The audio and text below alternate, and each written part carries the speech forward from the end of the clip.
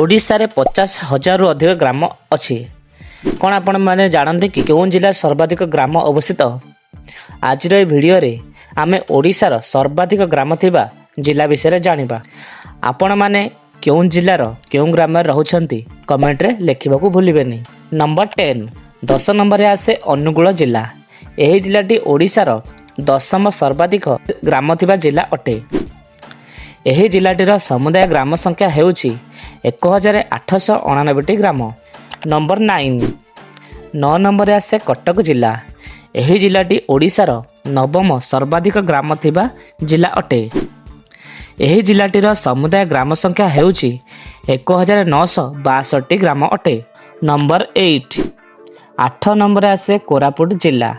ଏହି ଜିଲ୍ଲାଟି ଓଡ଼ିଶାର 8ମ ସର୍ବାଧିକ ଗ୍ରାମ ଥିବା ଜିଲ୍ଲା ଅଟେ।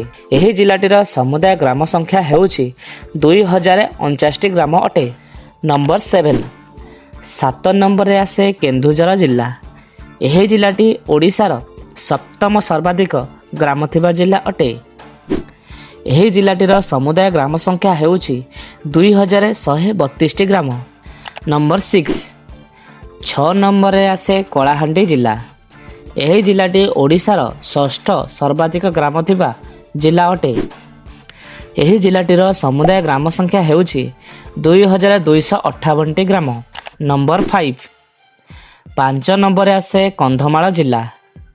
ଏହି ଜିଲ୍ଲାଟି ଓଡ଼ିଶାର 5ମ ସର୍ବାଧିକ ଗ୍ରାମ ଥିବା ଜିଲ୍ଲା ଅଟେ।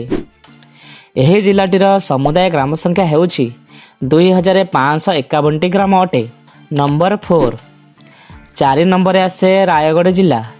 ଏହି ଜିଲ୍ଲାଟି ଓଡ଼ିଶାର 4ର୍ଥ ସର୍ବାଧିକ ଗ୍ରାମ ଥିବା ଜିଲ୍ଲା ଅଟେ। ଏହି ଜିଲ୍ଲାଟିର ସମୁଦାୟ ଗ୍ରାମ ସଂଖ୍ୟା ହେଉଛି 2,673ଟି ଗ୍ରାମ। ନମ୍ବର 3, 3 ନମ୍ବରରେ ଆସେ ବାଲେଶ୍ୱର ଜିଲ୍ଲା।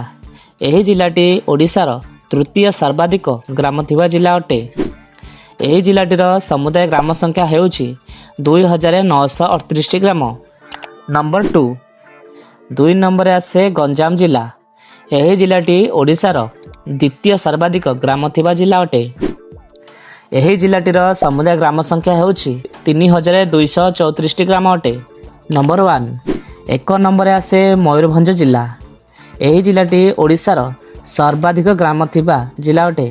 ଏହି ଜିଲ୍ଲାଟିର ସମୁଦାୟ ଗ୍ରାମ ସଂଖ୍ୟା ହେଉଛି 3,970ଟି ଗ୍ରାମ ଅଟେ।